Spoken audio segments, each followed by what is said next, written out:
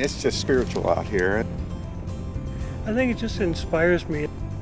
It's really, really good escape. So it's a way of nourishing yourself to be able to come up here and sit and be quiet and breathe. I think it's all part of the miracle. Just the fact that the Mid-Peninsula Regional Open Space District exists.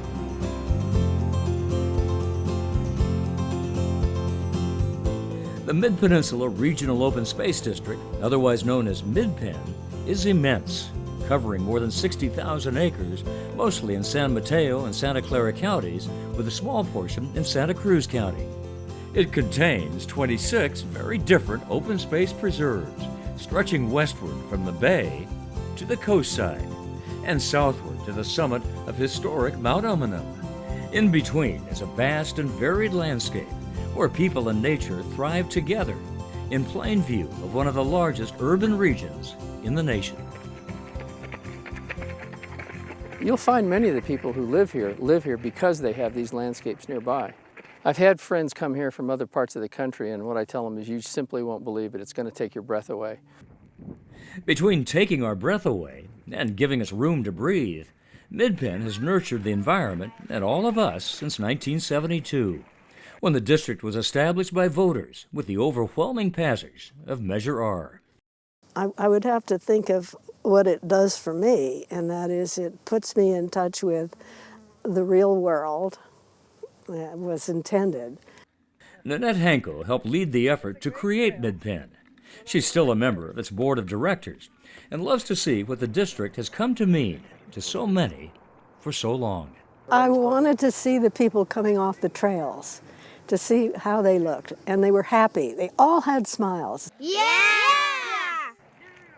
The concept expanded way beyond what they had originally thought, and I think if you talk to some of those people who are still around, they say, we way exceeded our expectations.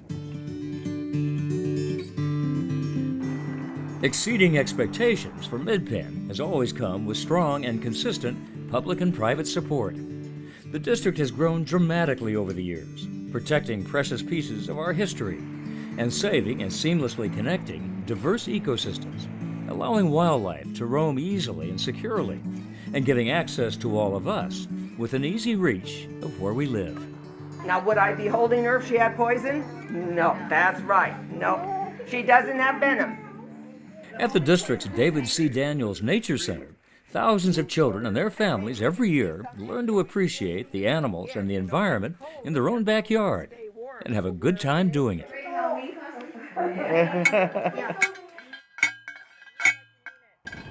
The volunteers are a vital portion of the work that's done out here on the preserves. They do thousands of hours worth of work every year, and we have tens of thousands of acres that we take care of.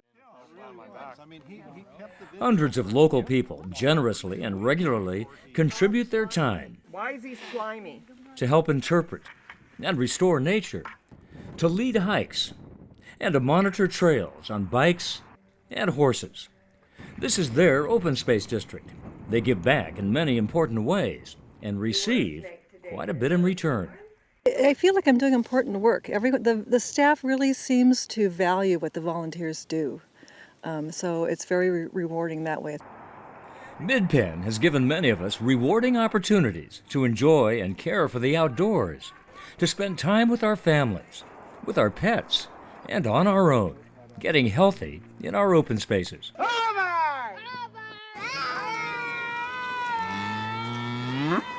And now we also have the chance to eat healthful foods grown on district land by local families. Eric and Donica Markegard and their 4 children are in many ways leading a 19th century lifestyle while helping create a sustainable 21st century agricultural economy on land they've leased from Midpen near the ocean. They rise before the sun, watch calves come into the world, feed the pigs, milk the cows, and grow grass-fed beef we can all purchase close to home. It's really important to us to be able to pass that legacy on to our kids of having a relationship with these lands. So I feel like we should get more people that are stewarding the land on the land and more production, more agricultural production. We can produce food on land that the public enjoy. While the Markegard family carries some old traditions into the modern era, even more ancient traditions are being restored on the sacred summit of Mount Umunhum.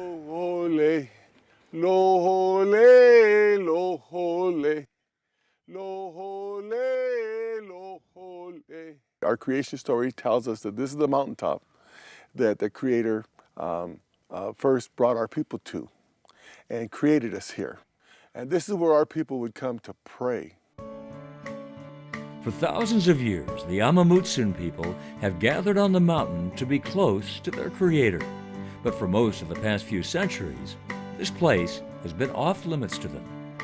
In the late 20th century, it was an Air Force radar station guarding our coast. Midpen is now committed to removing most of these abandoned military facilities and restoring Mount Umunhum as much as possible to its original and natural condition. Its native people are being welcomed back home, and someday soon will share their sacred summit with all of us. Well, we feel very fortunate and very blessed to have this relationship. We feel that they're very respectful of our tribe and our history up here. They're respectful of the mountaintop of Mount and for that we're very grateful. You know, what makes this place unique and special and what differentiates us from any other place on the planet is the fact that these lands are here and we have the opportunity to protect and preserve that setting, and we want to do that.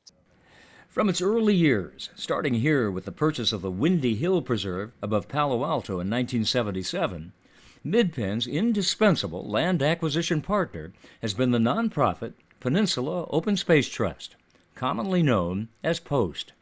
POST raises private funding to buy critical parcels of land on Midpen's behalf. So ultimately, POST can acquire it quickly and effectively, and then later in time, when we have the resources, we can take the land off of POST's hand and open it up to the public.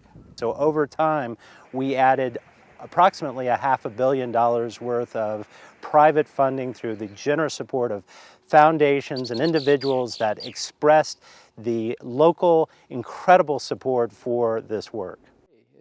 In the decades ahead, Midpen and POST will continue to collaborate closely, planning with the public and pursuing a common vision for the future, building on the long legacy of success begun by Midpen's founders many years ago.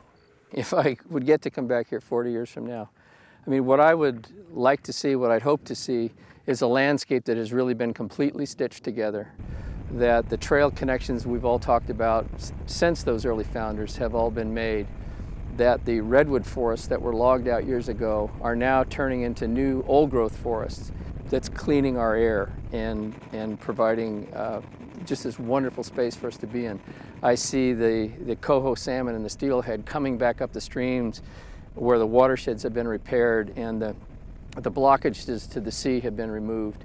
And I think my own, personally, the thing that I would like to see is the condor return to Mount Umunhum.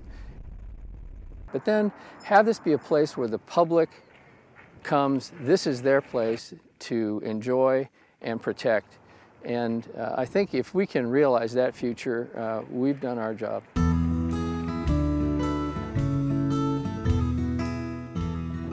The fact that living in Silicon Valley, we could still honor our roots, honor the nature, honor the species around us, and stay connected to the earth. I think that's the legacy.